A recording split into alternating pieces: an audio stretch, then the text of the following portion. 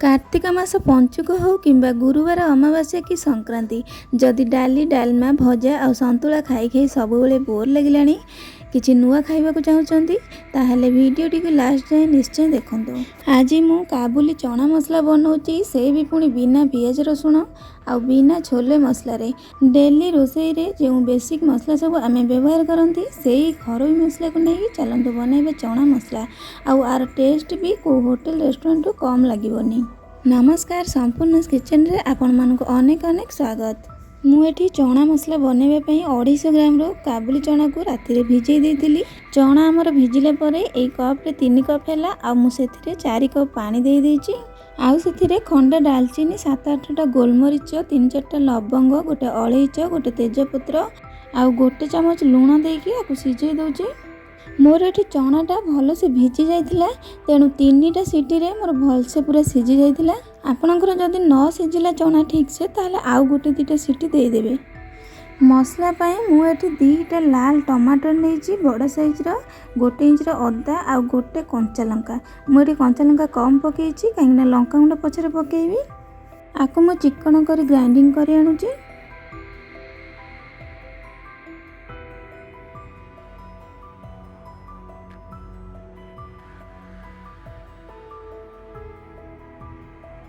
ये देखो चनाटा आमर बहुत बढ़िया से सिझी जाइए। मो हाथ में दाबिला पूरा मिल जाऊँगी। चना आमर यही सिझा दरकार। जदि ये टाण रहा ग्रेवीटा एत बहलिया हेनी। से जो गोटा मसला पकई से गुड़ा काढ़ा किसी दरकार नहीं, किंतु जो लवंग और गोलमरीच टी अधिक पड़ता से गुड़ा मुझे किछिटा काढ़ी देइछि कहीं से खाइला बेले चोबेले भल लगेनी। एबे गैस रे कड़ाई बसैकी 2 चम्मच तेल नहीं मुझे रिफाइन तेल नहीं हाफ चम्मच जीरा और हाफ चम्मच कम हेंगु देकी से मसला को दौची। मसला को मु लगातार गोलौची एमती हाई फ्लेम रे 2-3 मिनिट पाई। तार जो एक्स्ट्रा पानी गुरा मरिया पर्यंत एक्स्ट्रा पानी मरीगले तापर आम गुंड मसला पकेबा।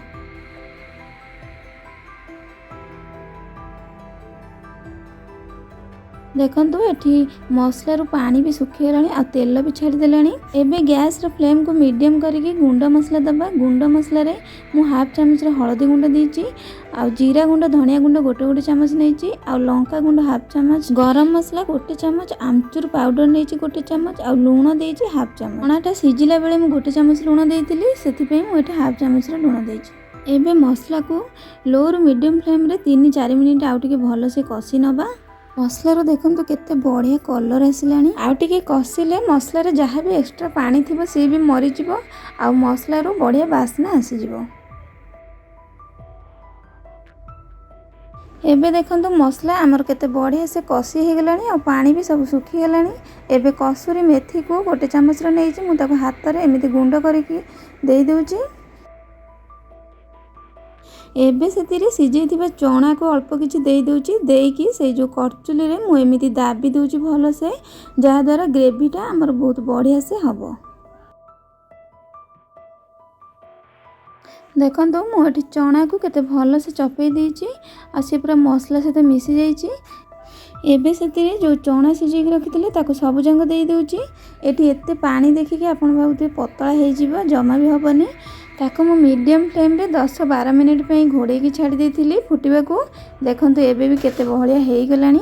मु एबे पुणी थरे से करचुली रे आउ टिके टिके चना को चाखिदेबी। चना पूरा गोटा रहिबनी सब जांग टिके टिके खंड खंड होई जिवो किछि किछि आउ किछि किछि गोटा रहिबो। एबे ताको आउ 2-3 मिनिट फुटिबा को दउची। देखंतु चना मसला रे केते बढ़िया कलर आछि। एबे मु धनिया पत्र दे दउची आ लास्ट रे गोटे तड़का पई 2 चम्मच गुआ घिया नेइची गरम करके सेथिरे जीरा आउ हेंगु टिके आ कंचा लंका गोटे को एमती लंबा काटी आ अदा को एमती लंबा लंबा काटिकी नहीं आ लंका गुंड अल्प टिके नहीं। एबे ताको तरकारी ढाई दूची।